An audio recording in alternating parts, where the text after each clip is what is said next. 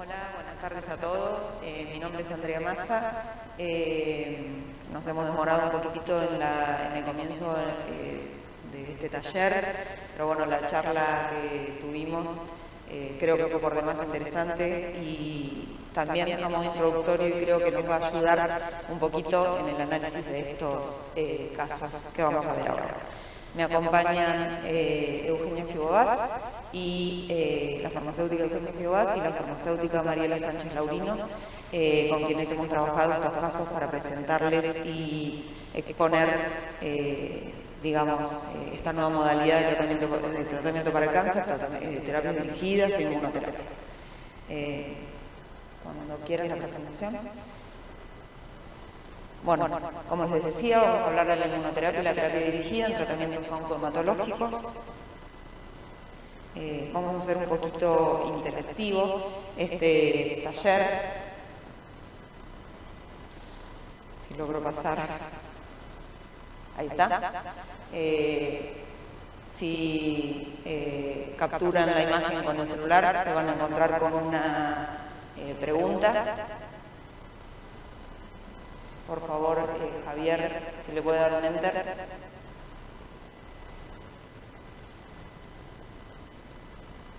Bien, ahí está. Y la pregunta es para ustedes, ¿qué piensan que es la inmunoterapia en el tratamiento oncohematológico? Un enter, por favor, así pueden empezar a votar. La idea es que ustedes pueden votar a través de su celular.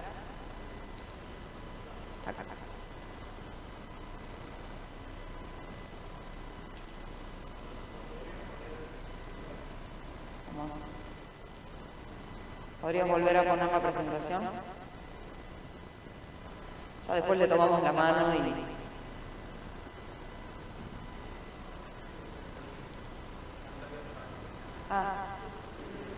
Javier, si le podría dar un enter en el Mentimeter.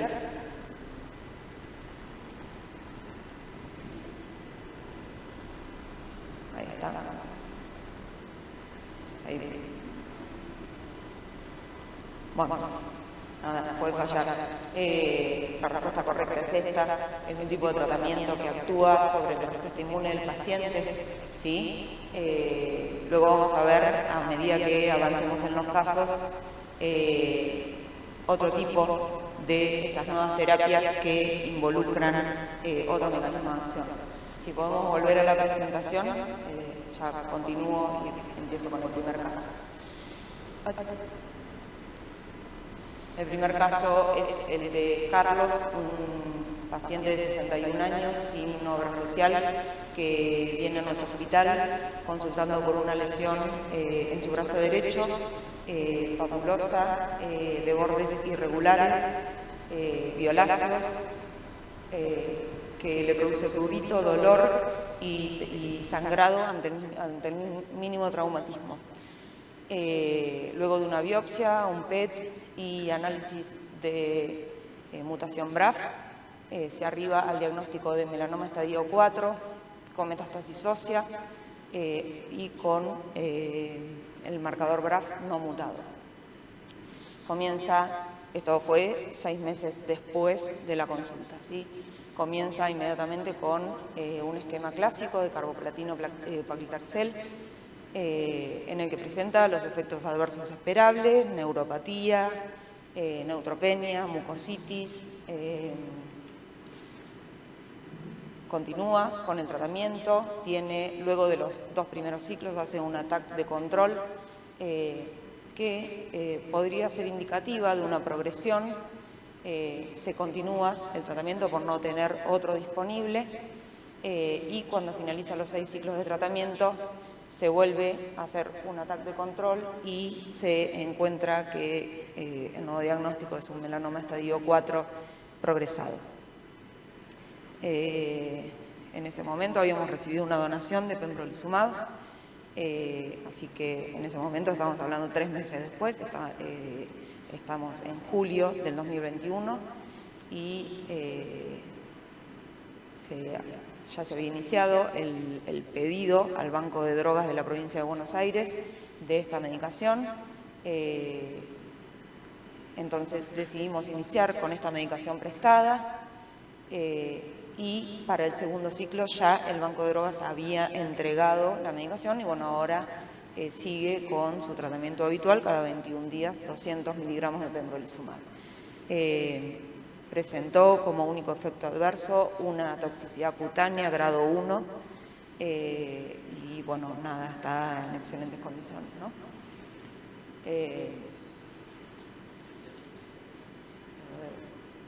Me pasé de largo.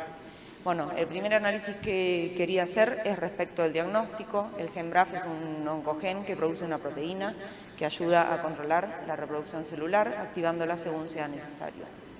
Cuando está presente la mutación BRAF, puede haber varias mutaciones, la más común es la B600.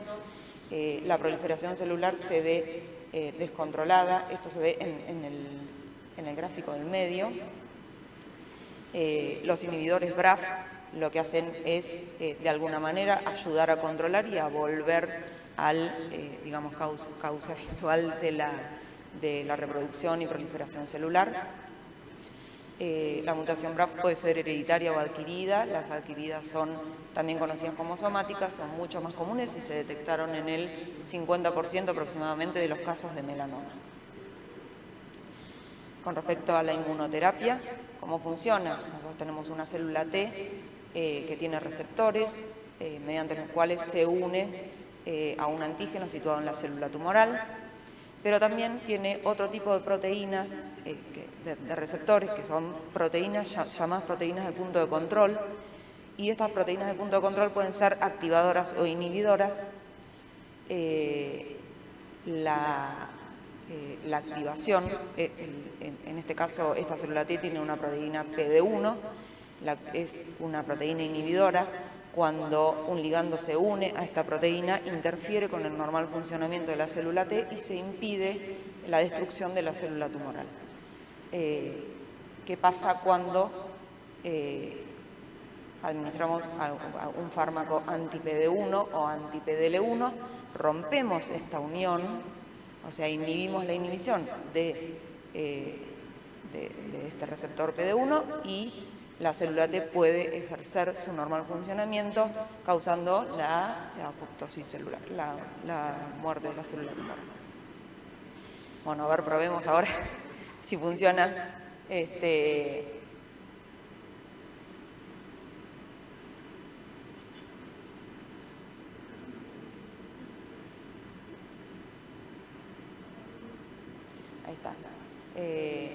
La pregunta es, ¿qué tipo de tratamiento está recibiendo este paciente luego de su progresión?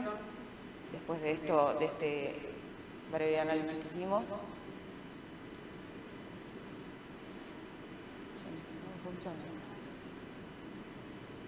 Bueno, ¿votaron?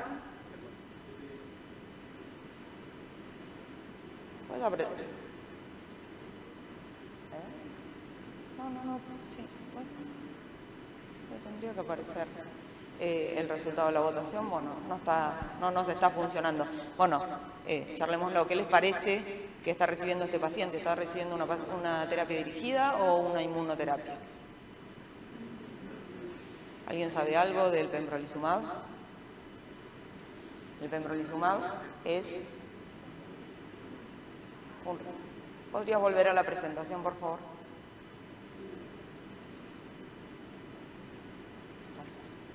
El pembrolizumab es un anti-PD1, entonces funciona, es un tratamiento de inmunoterapia el que está recibiendo y funciona inhibiendo la inhibición ejercida por la célula tumoral sobre la célula T. ¿Sí? Seguimos adelante. Cuando revisamos las guías, hacemos una revisión de las guías nacionales e internacionales, vemos que tanto la NCCN como la ASCO recomiendan el tratamiento de melanoma metastásico y resecable con marcador BRAF no mutado, el pembrolizumab, el nivolumab y el nivolumab solo o combinado con ipilimumab o ipilimumab solo. Mientras que las guías ESMO lo que recomiendan es el tratamiento con nivolumab y nivolumab más ipilimumab. Con respecto a las guías nacionales, la Asociación Argentina de Oncología Clínica nos determina el tratamiento a usar de acuerdo a las características del paciente, si presenta la mutación BRAF o no la presenta, y recomienda el tratamiento con inmunomoduladores cuando tenemos la mutación BRAF ausente y una alta carga tumoral, el paciente sintomático, un rápido crecimiento de la enfermedad, tratamiento con inmunomoduladores y quimioterapia. Dentro de los inmunos están aprobados el nivolumab, el pembrolizumab, la combinación nivo más ipi y el ipilimumab solo. Siempre teniendo en cuenta que la combinación ipilimumab más nivolumab es mucho más tóxica que las monoterapias, ¿sí? Y como terapia clásica tenemos la carbazina, días 1 a 5, el esquema carboplatino-paclitaxel, el esquema de nab-paclitaxel y la combinación de bimlastina, etoposio, ya no me lo acuerdo, y dacarbazina, ¿sí? Normalmente los estudios luego toman el tratamiento de dacarbazina como tratamiento estándar y hacen el comparativo frente a ese, ¿sí? No voy a probar de vuelta, no voy a probar de vuelta, pero la pregunta apuntaba a qué pensaban, si era correcto, cuando recorremos la línea de tiempo, si era correcto comenzar con el tratamiento con carboplatino-paclitaxel en este caso. ¿Sí? Si pensaban que teníamos que empezar con esa terapia clásica o el paciente estaba asintomático o si podíamos tratar de conseguir estos inmunomoduladores. ¿Alguna?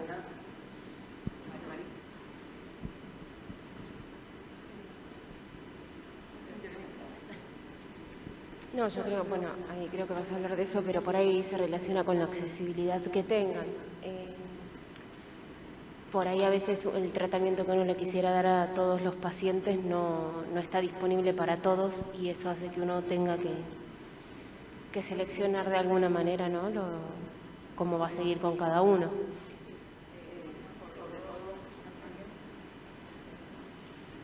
Yo creo que en este tipo de pacientes el tiempo que se puede ir ganando es mejor, entonces por ahí el criterio es con lo que se tiene disponible y en acceso inmediato. Por ahí el tiempo que uno espera en gestionar una droga o un tratamiento más caro es quizás tiempo de calidad de vida que puede ir sorteándole al paciente, porque son tratamientos de alto costo que siempre hay como un pero, no es tan fácil el acceso. Totalmente, y a eso iba cómo seguíamos el análisis del caso, o sea, qué es lo que íbamos a ver, el tema de la accesibilidad. La CONETEC, que es nuestra Comisión Nacional de Evaluación de Tecnología Sanitaria, elaboró un informe sobre el pembrolizumab en primera línea para el melanoma avanzado, metastásico y resecable sin mutación BRAF, el caso de nuestro paciente. En este informe, concluye que podría reducir la mortalidad en la evaluación indicada. También concluye acerca de las otras terapias que tenemos, o sea, los otros anti-PD1, y compara con el pembrolizumab con respecto al nivolumab, así como con respecto al efecto en la mortalidad y el efecto en los efectos adversos que produce, ¿no es cierto? La menor incidencia de efectos adversos con pembrolizumab respecto de nivolumab o nivolumab más ipilimumab. El problema es que este informe sale en marzo del 2021 y nuestro paciente consulta un año antes y necesitábamos resolver qué se iba a hacer con ese paciente, con ese diagnóstico. estos son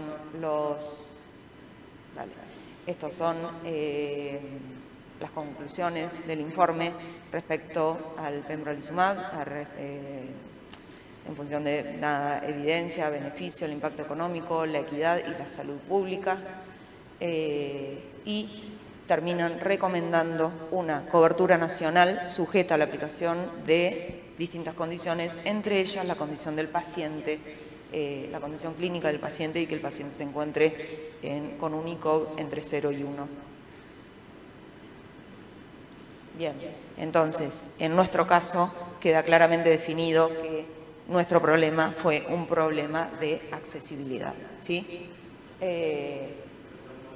Si nos remitimos un poco a la charla que tuvimos con Bea, cuál sería nuestro aporte en este caso respecto de la toxicidad del tratamiento. Bueno, un poco monitorearlo, ver los niveles de alerta, ver las toxicidades según grado. Este medicamento en particular tiene reacciones inmunomediadas, gastrointestinales, sobre las glándulas endocrinas, piel, hígado, sistema pulmonar, riñón, etcétera. Las que ven en azul clarito son las más comunes, como diarrea, náuseas, pruritos, erupción maculopapular, artralgias. Sin embargo, las que ven en rojo son aquellas que fueron causantes de suspensión de tratamiento, ¿sí? Y lo vamos a tener en cuenta para el siguiente caso que vamos a analizar. El siguiente caso es el de una nena de 13 años con un diagnóstico de linfoma Hodgkin. Ella consulta por una tumoración lateral laterocervical que empieza a progresar en el 2018. Se hacen numerosos estudios y finalmente arriban al diagnóstico de un linfoma de Hodgkin clásico con una alta carga de CD30 positivo. Comienza con un tratamiento clásico de ABVD por 6 ciclos. A los 2 ciclos se le hace un PET de control que evidenciaría una respuesta al tratamiento, con lo cual deciden seguir. Sigue, completa los 6 ciclos, se vuelve a hacer un PET de control y encuentran que es en una escala en la que se mide la captación de la masa tumoral, está en el score 5, digamos en el máximo score, con lo cual deciden cambiar de tratamiento a ella. Hace únicamente 2 ciclos, sin mostrar mejoría en la captación, y comienza con un tratamiento con brentuximab, gemcitabina, vinorelbine, y en este caso sí alcanza respuesta completa y logra, ella era una candidata a trasplante autólogo de médula ósea, al alcanzar la respuesta completa realizan el trasplante y luego sigue con brentuximab monoterapia durante 13 ciclos totales, luego de los cuales vuelve a perder la respuesta, intentan con radioterapia y finalmente comienzan en mayo del 2021 con pembrolizumab, ¿sí?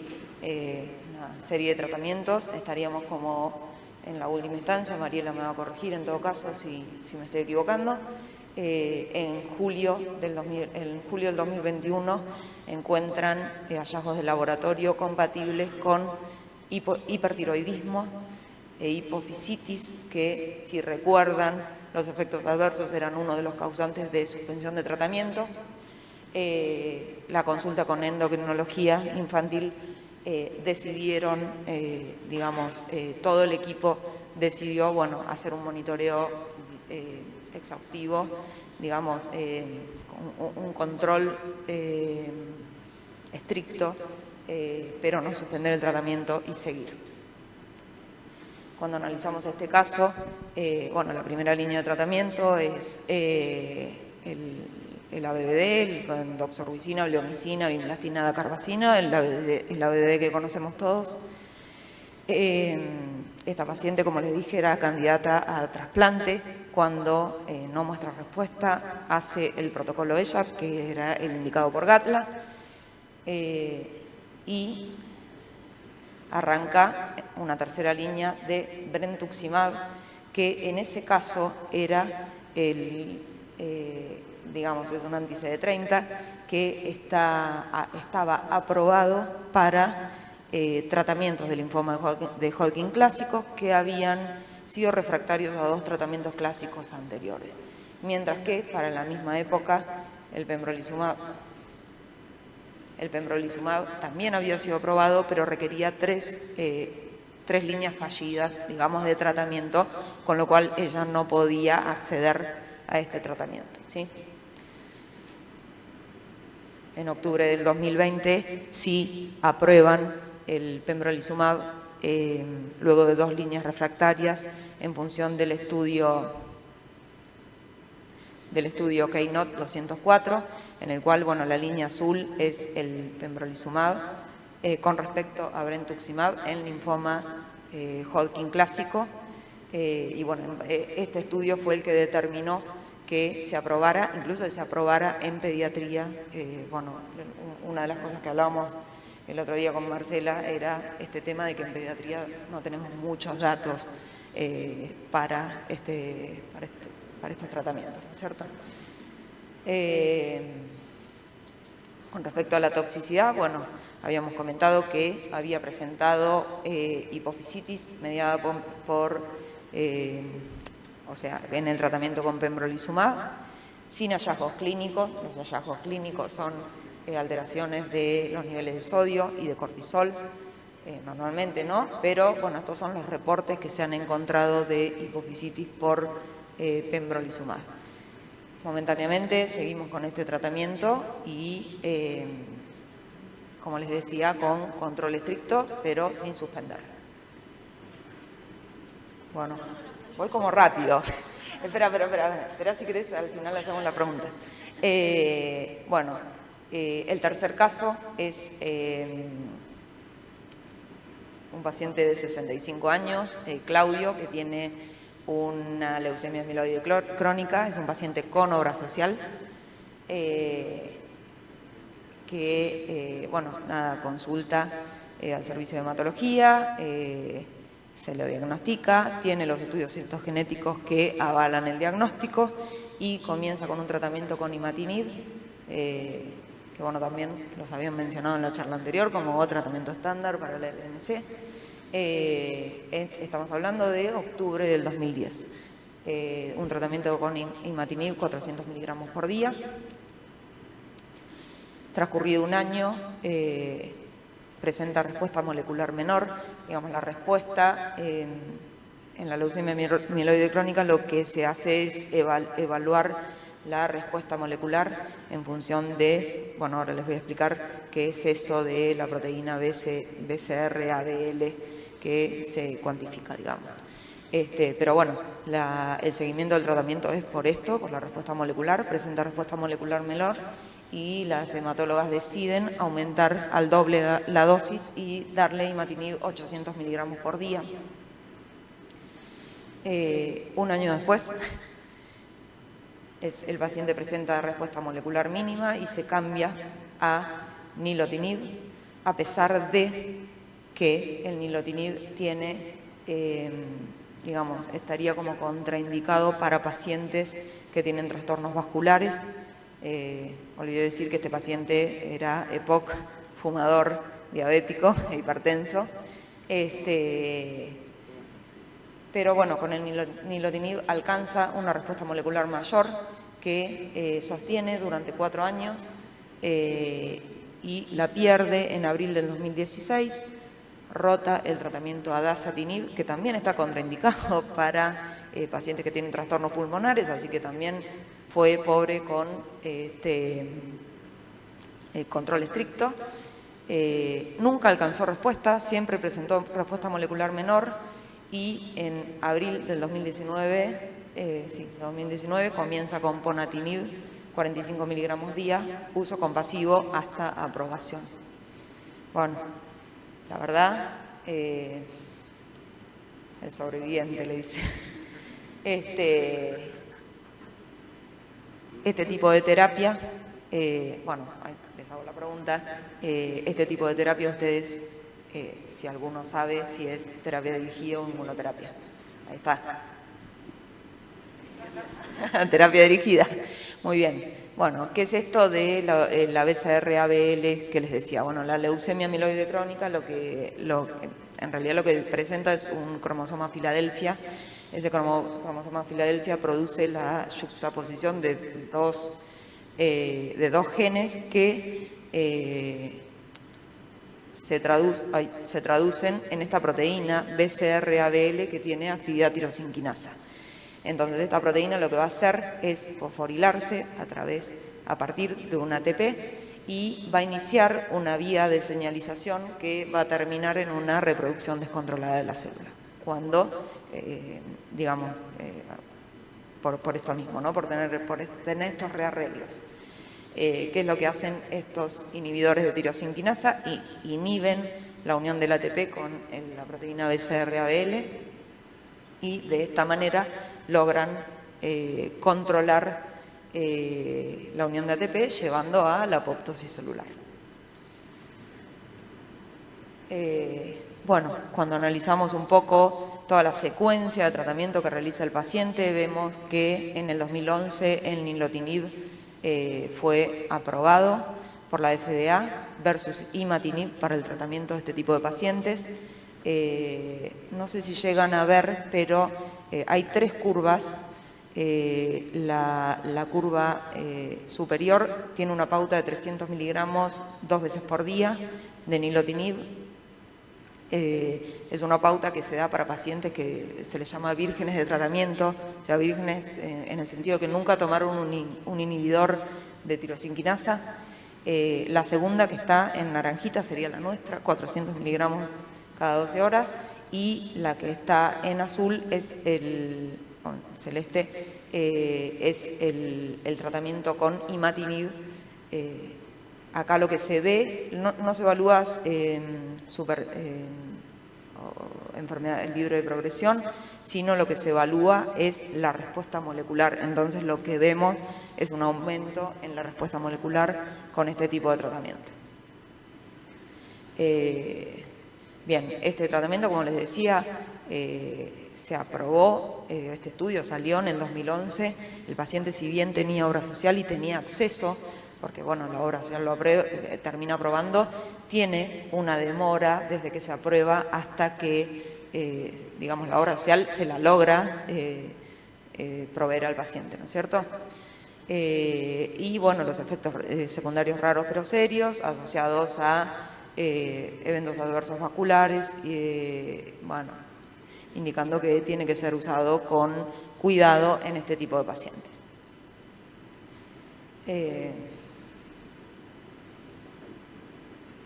Ahí está, no sé si recuerdan la línea de tiempo, pero el paciente cambiaba a dasatinib porque perdía la respuesta molecular. En realidad el dasatinib ya estaba aprobado desde la misma época aproximadamente que el nilotinib. Sin embargo, se dejaba para cuando se presentaba resistencia a tanto el imatinib como el nilotinib, que eran los dos tratamientos, entre los tres eran los tratamientos, digamos, disponibles. Los reportes de dasatinib como causa de derrame pleural, hipertensión pulmonar, y finalmente en 2018 la disposición de ANMAT que habilita la importación del ponatinib y bueno, permitió que este paciente empezáramos a tratarlo con eso, ¿sí? Entonces, tratamiento actual, nilotinib, la medicación habitual, enalapril, metformina, salbutamol aerosol. El paciente va y viene, está caminando, está bárbaro. Bueno, las preguntas que fallaron eran orientadas a qué pensaban que tenían que hacer énfasis cuando, digamos, en función de la charla que habíamos tenido con Bea, en qué teníamos que hacer énfasis cuando hacíamos una consulta farmacéutica.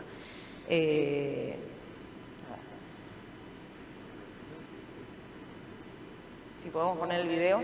Este video es un video que nos preparó Beatriz con su equipo y simula la consulta farmacéutica realizada al paciente del caso 1. Recuerden que era el melanoma metastásico con tratamiento con pembrolizumab.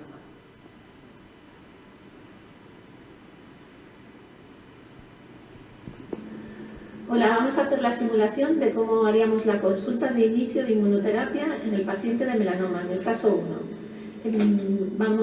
Mis compañeros, Manuel Touris y Ana Castro, van a representar al paciente y a su esposa, y yo voy a hacer de farmacéutica oncológica. Una de las primeras partes y más importante es cuando el paciente entra en la consulta, nosotros tener previamente revisado el caso y previamente realizadas todas las aclaraciones oportunas que se necesitasen con el oncólogo responsable del paciente. Para eso nosotros tenemos un programa, que es el programa RECES, que nos avisa, este es un paciente ficticio, que nos avisa de que el paciente ha llegado, la hora de llegada y desde el momento en el que está esperando para ser atendido en nuestra consulta. En ese momento, con el número de historia clínica, entramos en el programa de historia clínica electrónica, donde tenemos toda la información del paciente. En primer lugar, vamos a ir al curso clínico de oncología, porque sabemos que oncólogos, radioterapeutas oncológicos y urólogos son los principales prescriptores que nos envían pacientes.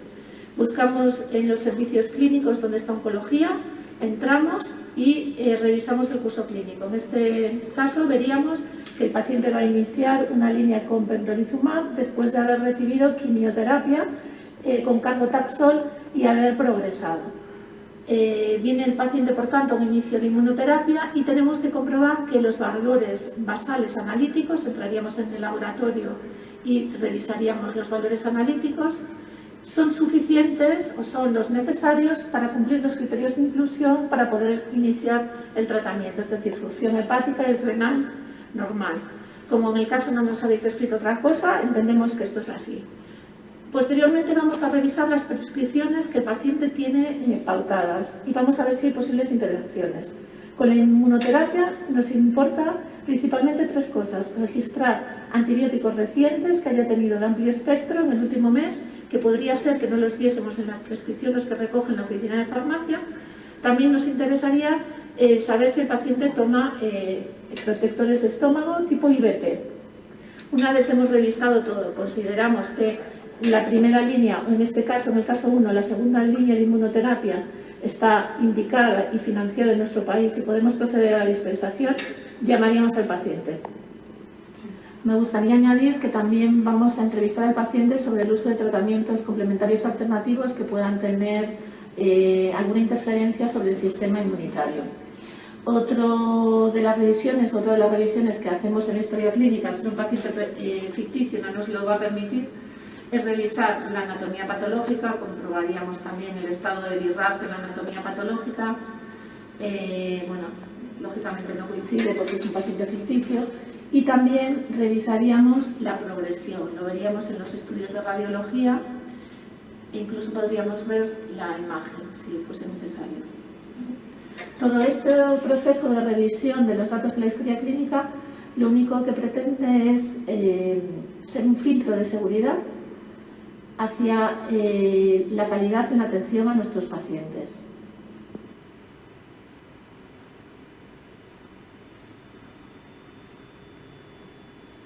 A continuación voy a llamar al paciente. En la televisión fuera verán el nombre que pone farmacia y un código anónimo, el 7J70. Por este número llamamos a nuestro paciente. Buenos días. Hola, buenos días. ¿Cómo está? Hola. Muy bien. Buenos días. Hola, buenos días. Bueno, quería presentarme, soy Adriana Hernández, soy farmacéutica oncológica. Usted es el paciente ficticio, y usted es su familiar. Sí, soy esposa. Pues encantados. Igual. Supongo que vendrán un poco preocupados, ¿no? Como es normal siempre que uno inicia un tratamiento. Cuénteme un poquillo, ¿cómo se encuentra? Pues yo me encuentro bien, El tratamiento que recibí, bueno, pues fue bastante intenso, pero bueno, estoy también esperanzado con este nuevo tratamiento que vamos a iniciar. ¿Tuvo mucositis en el tratamiento y alguna complicación más? Pues tuve en La el segundo, infección. es verdad, sí, en la infección. En el segundo ciclo, para recordar, tuve que tomar un antibiótico amoxicilina clavulánico, pero nada, lo tomé 2 semanas, creo que fueron, ¿no? Sí, 2 10 semanas. días. Y nada más, pero pues bien. No, En agosto aproximadamente, ¿no? Después del segundo ciclo. Sí, al final sí. más o menos. Sí. He revisado su medicación y por lo que veo está tomando muy pocos medicamentos y no está tomando ningún protector de estómago, ¿verdad? No, por el estómago no. Vale. Otra cosita que le quería preguntar. ¿Toma algún tratamiento complementario o alternativo? ¿Algún tipo de vitaminas o algún tipo de tratamiento homeopático? No. Bueno, en invierno para la gripe tomas lo de esta planta, ¿cómo se llama? La equinacia. Sí, eso.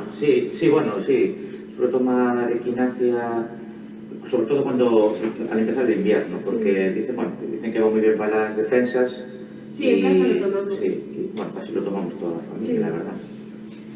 Vale, pues mire, verá, muchas veces creemos que los tratamientos tipo vitaminas o tratamientos complementarios, incluso algunos suplementos de infusiones que tomamos o de hierbas, no van a tener ninguna repercusión, pero sin embargo la mayoría de los medicamentos se sacan de productos naturales. Entonces es importante que si hay algo que toma de manera extraordinaria o en cantidad importante, nos lo comunique. En el caso de la equinacia es muy importante porque sabemos que la equinacia tiene un papel como inmunomodulador.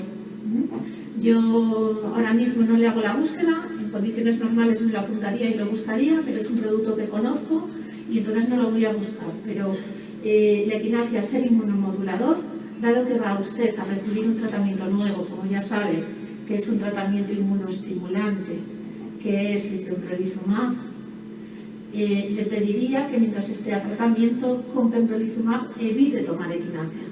¿De acuerdo? Sí, no hay problema. Vale. Entonces, bueno, estábamos hablando de que ha tomado antibiótico ya hace un tiempo, que había tenido un poquito de mucositis y le bajaban las defensas y por eso le daban unas inyecciones. Sí, es verdad. ¿Se cansaba mucho con la quimio? Bueno, con la quimio, el primer ciclo sí que fue bastante, no lo tenía muy bien y después, sí que me fui tolerando un poco mejor, de hecho hacía vida normal, pero sí que el cansancio, sobre todo al final, ¿no? Cuando llevamos ya varios ciclos, sí que lo iba notando, ¿eh? Sí. Vale. Bueno, pues mire, la inmunoterapia es un tratamiento que si tenemos que compararlo en la totalidad de los efectos adversos con la inmunoterapia versus la quimioterapia, tiene menos efectos adversos y se tolera mejor. No obstante, como usted sabe, lo que hace es ayudar a que nuestro sistema inmune luche contra el tumor.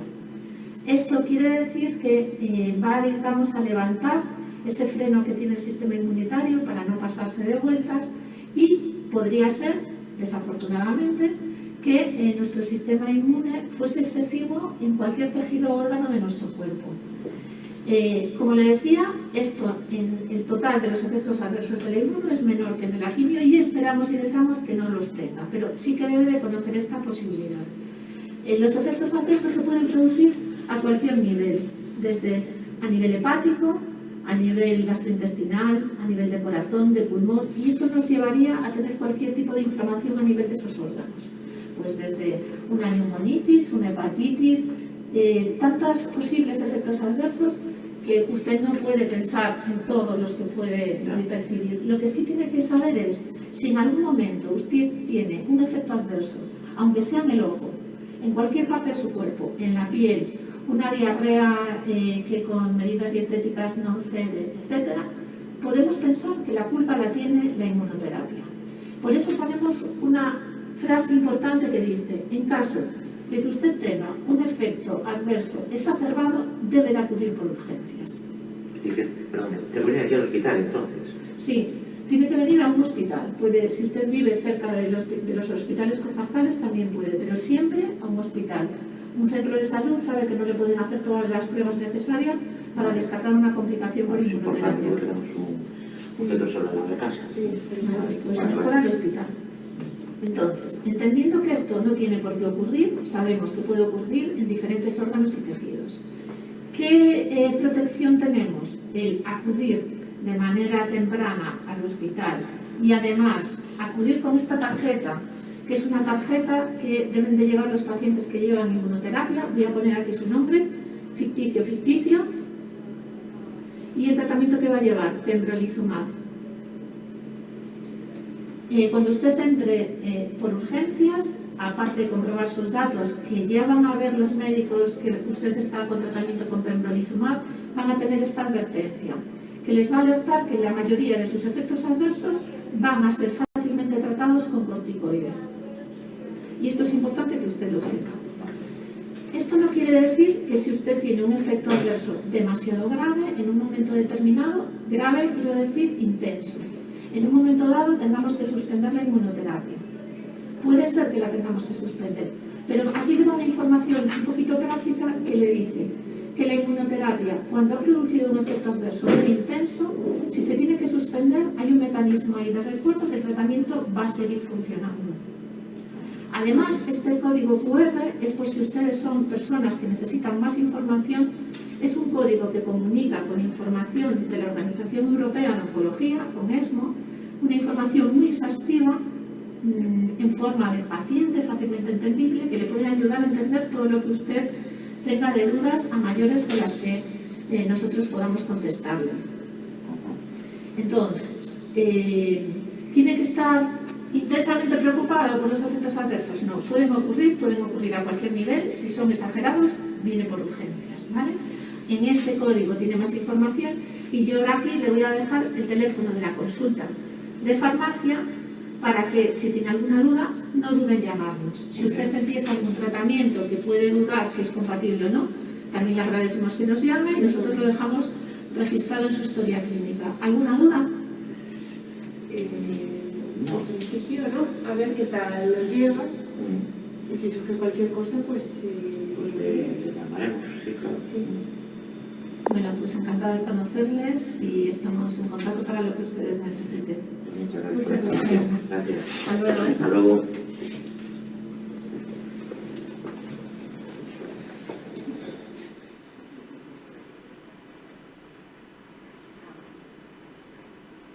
Por último, vamos a escribir en la historia clínica electrónica, en el curso de oncología, aquella información relevante sobre nuestra actividad y nuestra atención farmacéutica. No vamos a ser redundantes, no vamos a poner que inicia Pembro, porque en el curso clínico anterior, entendiendo que esto es un paciente ficticio, el oncólogo ya va a poner que envía al paciente para inicio de Pembro.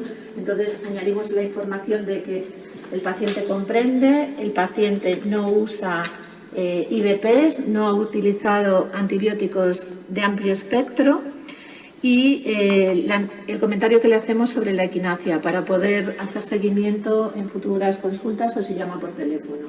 Escribimos que le entregamos la hoja informativa y tarjeta. Y con esto se acaba nuestra consulta de inmunoterapia.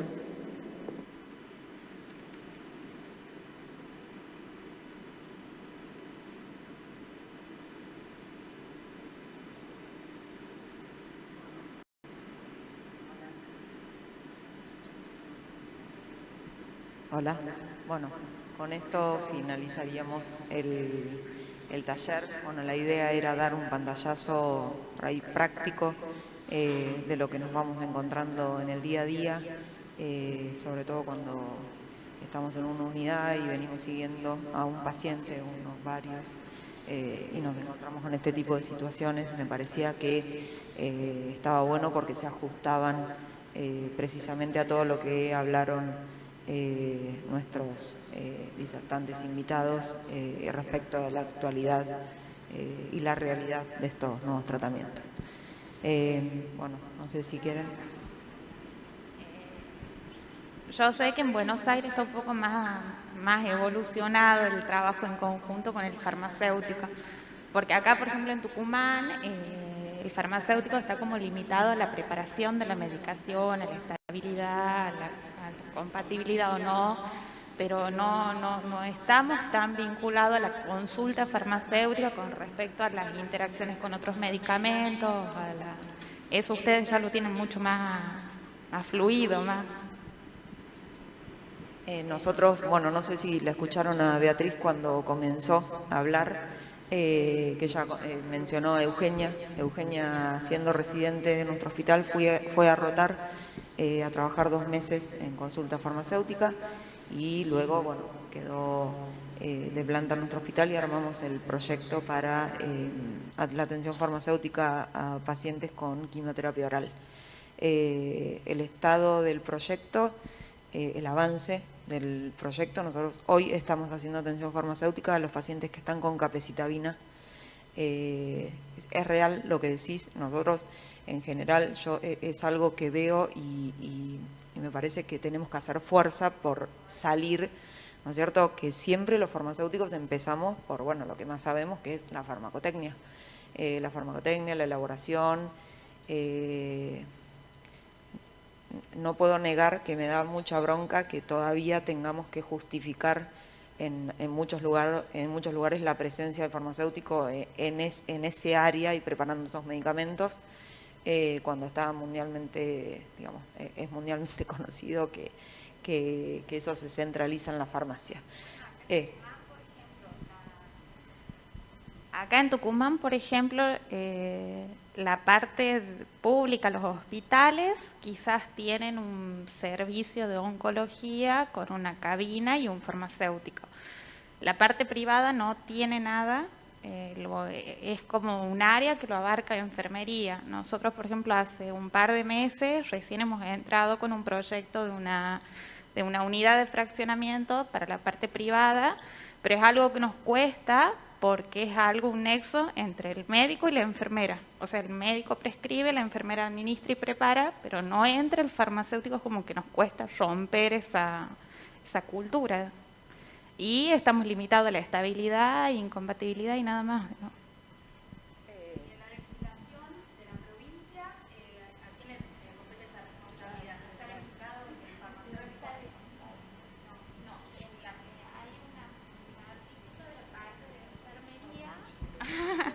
Hay un artículo en donde dice, obviamente, que avala la manipulación y la gestión del medicamento es exclusivo del farmacéutico. Pero como no se considera, no hay algo que regule y que obligue a trabajarlo bajo ciertas condiciones o a manipular, inclusive por seguridad, digamos, a manipularlo bajo ciertas condiciones, no se lo hace. Sí, es una realidad. No sé, Marco, si querés contar la experiencia de Santa Fe. Santa Fe fue una sorpresa en realidad. Cuando fuimos a visitarlos nos encontramos con que sí había una legislación que obligaba a que el farmacéutico estuviera involucrado en la preparación. Con respecto a lo otro que habías dicho antes, yo creo que uno tiene que controlar la elaboración, que, a ver, ya de por sí tiene una facilidad por digamos, todo su estudio, pero eso lo controla, lo maneja y luego tiene que empezar a ver otras cosas, a validar el tratamiento, a leer el protocolo, a leer la historia clínica, a tratar de entender por qué pasan las cosas. Por qué pasan las cosas y cómo nosotros podemos ayudarnos, ¿cierto? Muchas veces nos ven...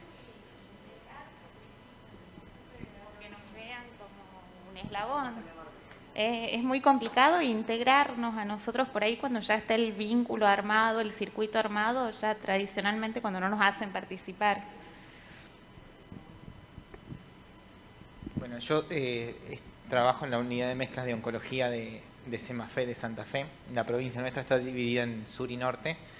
En el norte hay 4 centros donde se hace quimioterapia y si bien tenemos una legislación donde claramente está que tiene que estar el farmacéutico a cargo de la unidad de mezcla, hay 2 lugares, 2 ciudades del interior que el farmacéutico entrega las drogas a enfermería, digamos, porque es el único farmacéutico para todo el hospital.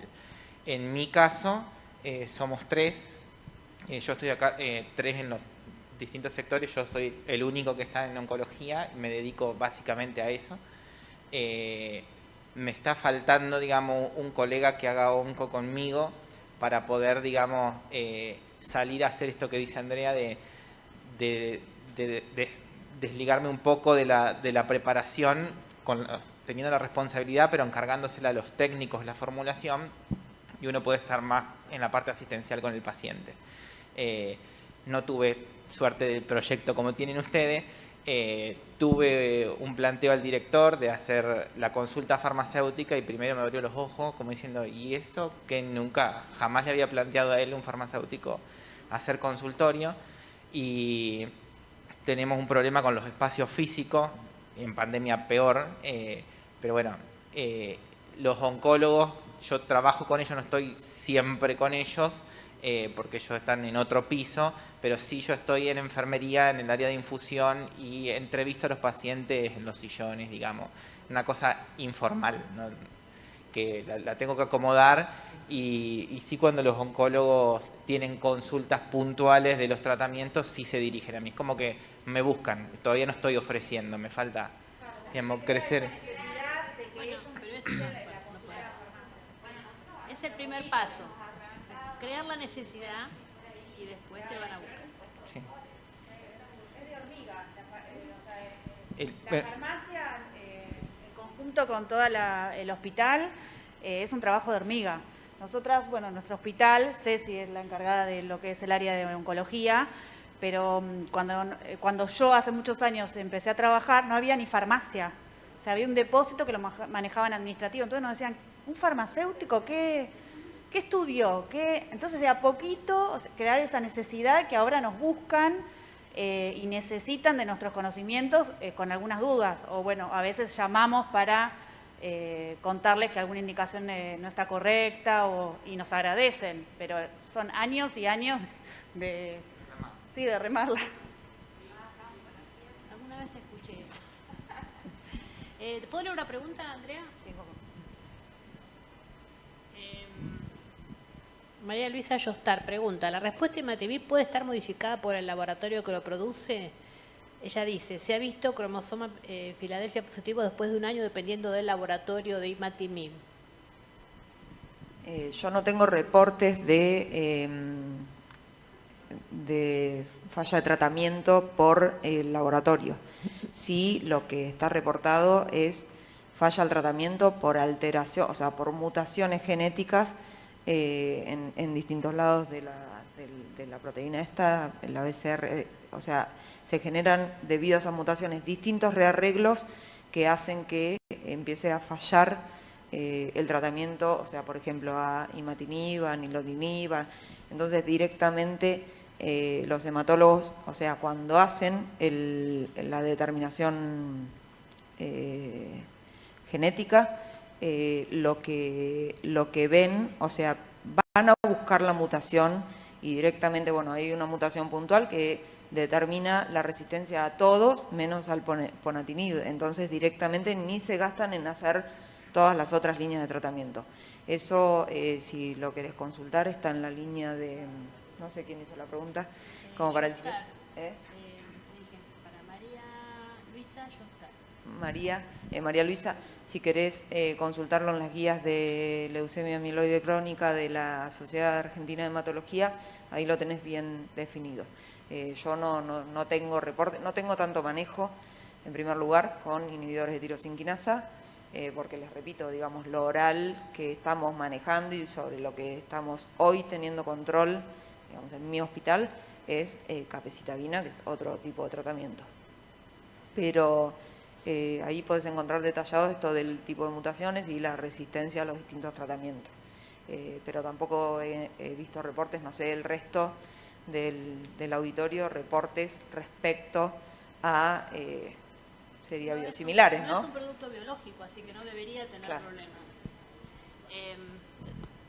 Perdón, digo que no es un producto biológico, si cumple las condiciones físico-químicas de un medicamento no debería tener problema, es mi opinión, pero no sé. Yo te quería preguntar desde el caso, dado que son algunos recidivantes a los tratamientos habituales, si son casos reales, ¿cómo se manejaron respecto a la aprobación de medicamentos donde, el caso pediátrico sobre todo, hay poca evidencia, si bien son casos que sabemos que son recidivantes y donde no vas a encontrar mucha bibliografía? ¿Cómo es el mecanismo? ¿Cómo pudieron conseguir que le financien o conseguir esa medicación para estos tratamientos recidivantes. Sí, creo que, no sé si podemos poner en línea a Mariela, creo que ella es la que estuvo. Sí, son casos reales, los 3 son casos reales. La diferencia por ahí radica en algo puntual, que si el paciente tiene obra social o no. El paciente del primer caso no tenía obra social. La única forma, o sea, la única razón por la que inició tratamiento con pembrolizumab es porque la CONITEC lo aprobó y se aprobó en forma, digamos, condicional, y él reunía las condiciones y por eso se lo aprobaron. Bueno, ahí está Mariela. Si le damos el audio, ella seguro que va a Hola, poder no sé contestar. sí. Hola, sí, no sé si se escucha bien, porque internet va y viene.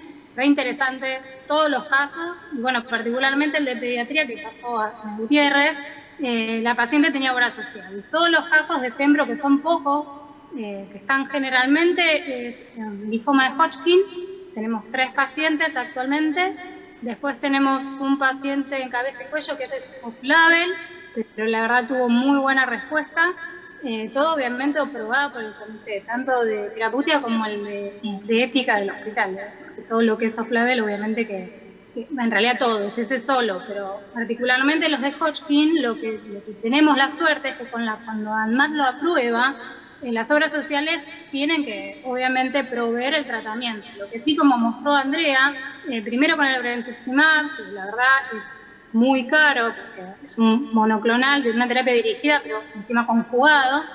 En ese caso, particularmente, lo aprobó después de 2 terapias, y pembrolizumab fue después recién de 3 terapias, pero al estar la aprobación, en este caso no fue necesario el estudio molecular de PDL1 como inmunohistoquímica de la biopsia.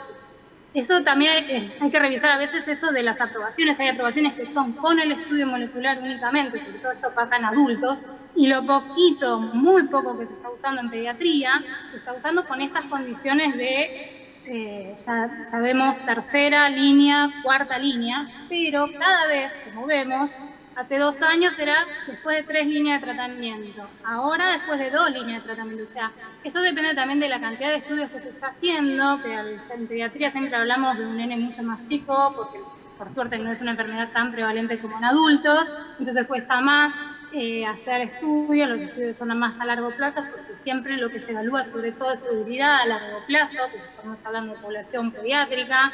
Pero bueno, me pareció interesante traer, aunque sea también esta aprobación, igual también la salvedad que el linfoma de Hodgkin, si bien es pediatría, es población ya adolescente, no estamos hablando de población infantil, que tiene características todavía un poquito más parecidas a los de los adultos jóvenes. Y bueno, y lo que quería agregar de esta paciente, que la hipofisitis que se vio fue de un grado menor, de hecho, como dijo Andrea, fue solo laboratorio.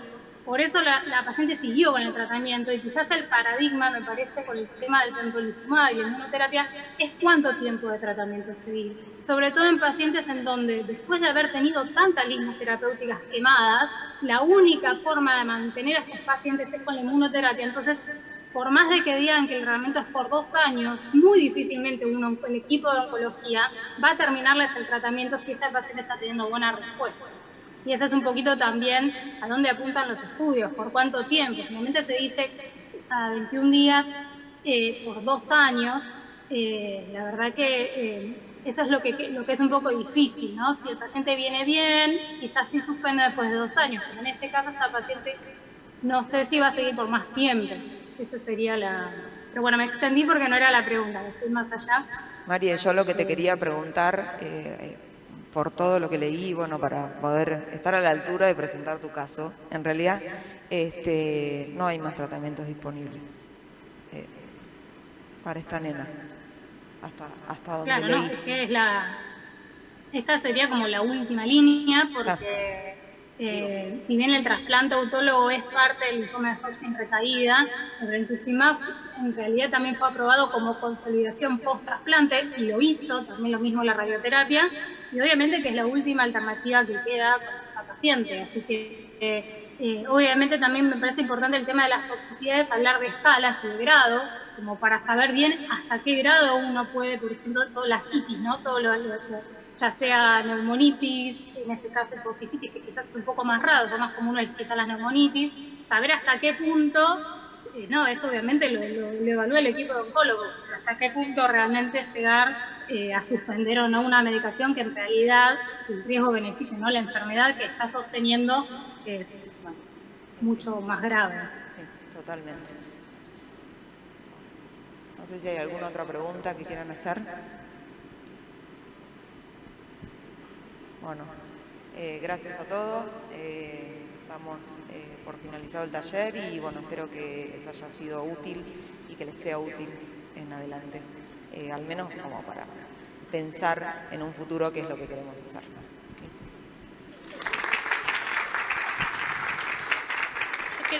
Quiero decirlo públicamente porque se lo merecen. Tuve que buscar materiales por un documento del Ministerio de Salud que va a dar un apoyo a servicios farmacéuticos de farmacia hospitalaria. Los últimos 2 años la asociación produjo muchísimo material, un poco gracias a la pandemia. Quien está a la cabeza es el grupo de oncología y realmente es un orgullo poder llevar todo ese material que hicieron ustedes, agradecérselos y felicitarlos por el gran compromiso que tienen en el trabajo del grupo. Así que muchas gracias, chicos, por esa polenta que tienen. Muchas gracias.